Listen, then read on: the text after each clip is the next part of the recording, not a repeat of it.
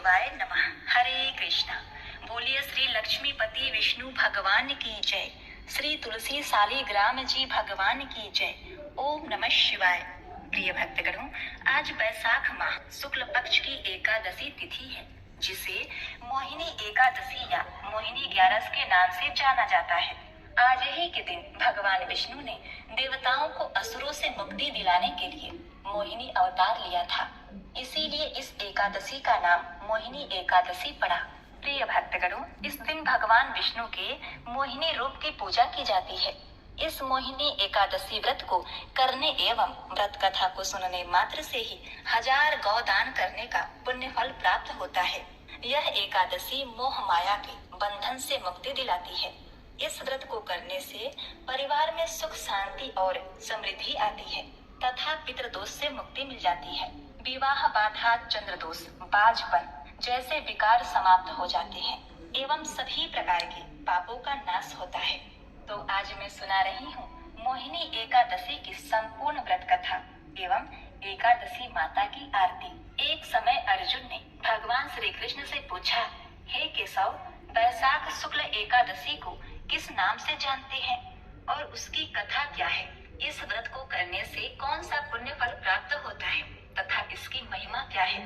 मुझे आप विस्तार से समझाइए। इस पर वासुदेव श्री कृष्ण ने अर्जुन से कहा कि हे पार्थ, मैं आपको यह कथा सुनाता हूँ जो वशिष्ठ जी ने भगवान श्री राम को सुनाई थी। भगवान श्री कृष्ण ने अर्जुन को बताते हुए कहा कि एक बार रामचंद्र जी ने भी वशिष्ठ ऋषि से पूछा, हे गुरुवर, कोई ऐसा व्रत बताइए जो सबसे समस्त दुखों और पापों का नाश करता हो। तब महर्षि वशिष्ठ ने कहा, हे राम, वैसे तो आपके नाम से ही सभी दुख और पाप का नाश हो जाता है, पर आपके सवाल का जवाब लोगों को रास्ता दिखाएगा, उनके मोक्ष का मार्ग प्रशस्त करेगा। महर्षि वशिष्ठ ने कहा कि वैशाख शुक्ल पक्ष की एकादशी, जिसे मोहिनी एकादशी कहते हैं, उसका व्रत सभी दुखों और पापों का नाश करने वाला है। जो भी व्यक्ति इस कथा को पढ़ते या सुनते हैं तो उन्हें 1000 गौ दान करने के बराबर पुण्य फल की प्राप्ति होती है। इसकी कथा इस प्रकार से है। सरस्वती नदी के तट पर भद्रावती नाम का एक नगर था। इसमें धृतिमान नाम का चंद्रवंशी राजा राज्य करते थे। इसी राज्य में धनपाल नाम का एक वैश्य भी रहता था। वह भगवान श्री विष्णु का भक्त था। उसने लोगों के लिए अनेक भोजनालय, प्याऊ, कुआं आदि बनवाए थे। उसके 5 पुत्र थे, जिनके नाम सुमना, सद्बुद्धि, मेधावी, सुकृति और दृष्ट बुद्धि थे। इसमें दृष्ट बुद्धि पापी था, पितरों को नहीं मानता था, देवताओं का पूजा अर्चना नहीं करता था और बड़ों का अनादर करता था। यहाँ तक कि बुरे कर्मों में लिप्त रहता था। वह अपने नाम के अनुसार ही अनाचारी अधर्मी था। वह वैश्यागामी और जुआरी था। वह पर स्त्रियों के साथ भोग विलास किया करता था, मांस मदिरा का सेवन करता था और अनेक कुकर्मों में अपने पिता के धन को नष्ट करता था। इसी प्रकार एक दिन की बात है, धनपाल ने अपने पुत्र को नगर के चौराहे पर एक वेश्या के गले में बाहें डालकर कहीं जाते हुए देख लिया। इससे धनपाल को बहुत ही क्रोध आया। इन सभी बातों से धनपाल उससे बहुत ही परेशान हो गया था और एक दिन तंग आकर धनपाल ने दृष्ट बुद्धि को घर से निकाल दिया तथा उसके भाइयों ने भी उसका त्याग कर दिया। घर से निकाल देने के बाद वह अपने गहने और कपड़े बेचकर निर्वाह करने लगा। जब सब धन नष्ट हो गया तो वैश्या और संगी साथियों ने भी उसका साथ छोड़ दिया। अब वह भूख और प्यास से अत्यंत ही दुखी रहने लगा। तब अन्य कोई आर्थिक सहारा न देखकर वह चोरी करने लगा।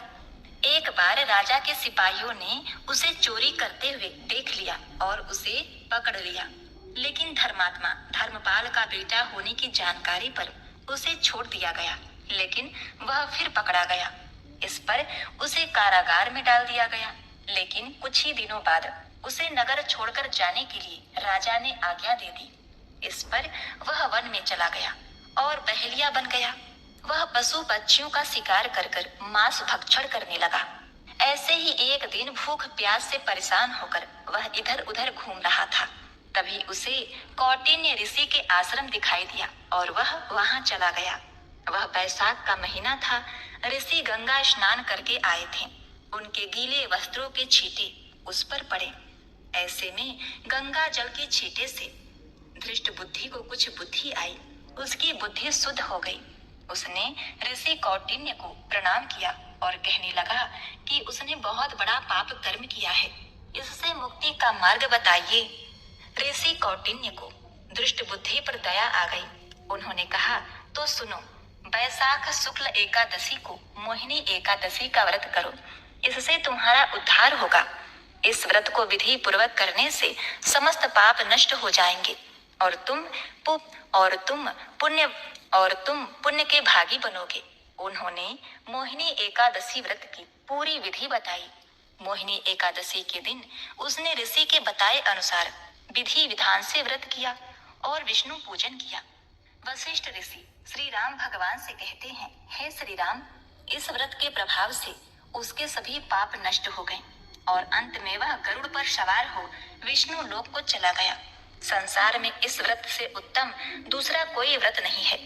इसके महालय के श्रवण व पठन से जो पुण्य प्राप्त होता है, वह पुण्य 1,000 गौदान के पुण्य के बराबर है। यह एकादशी व्रत का प्रभाव ही था कि पुराने समय में एक निर्दयी कुष्ठ रोगी बहेलिया को गंगा जी ने एकादशी के दिन गंगा में स्नान करके तुलसी वृक्ष की पूजा करने तथा इसके बाद बहेलिया ने इस तिथि को तुलसी के पौधे का पूजन कर व्रत कथा का श्रवण किया था और वह रोग मुक्त तथा पाप मुक्त हो गया था। इसी संदर्भ में यह कथा है। प्राचीन काल में काशीपुरी में एक देवदत्त नामक ब्राह्मण हुआ था। उसकी मालती नामक एक पापिनी पुत्री थी। उसका विवाह सत्यशील नामक एक बड़े विद्वान ब्राह्मण के साथ किया गया, परंतु वह रूप यौवन युक्ता कभी भी पति को प्रिय न हुई। वह अपने पति से प्रेम न करती, वह उसे सदा द्वेष करती थी। वह अपने पति पर क्रोध करके उसे वशीभूत करने की इच्छा से पतित स्त्रियों के बताए अनुसार अपने पति को दास के समान वश में करने के लिए वशीकरण की औषधियां लेने हेतु एक योगिनी के मंदिर में जाकर योगिनी को प्रसन्न करने लगी। वह दुराचारणी बहुत ही शीघ्र उस कुटी में जा पहुंची, जो बहुत लंबी चौड़ी और कांतिमान थी। वह योगिनी के आने की बाट में रुद्राक्ष की माला जप रही थी। इस प्रकार उस स्त्री की प्रार्थना करने पर योगिनी ने प्रसन्न हो उसे पति को वश में करने वाले मंत्र बताए। तब उस स्त्री ने नमस्कार कर सूर्य के कांति के समान प्रकाशमान हीरे से जड़ित अपनी अंगूठी योगिनी को दे दी, जिससे प्रसन्न होकर योगिनी ने उसके हृदय का वृत्तांत जान उस मालती नामक स्त्री को वशीकरण चूर्ण देकर कहा कि इस चूर्ण को अपने पति को किसी भी चीज में मिलाकर खिला देना। ऐसे करने से तेरा पति तेरे वश में होकर किसी के पास नहीं जाएगा तथा तेरे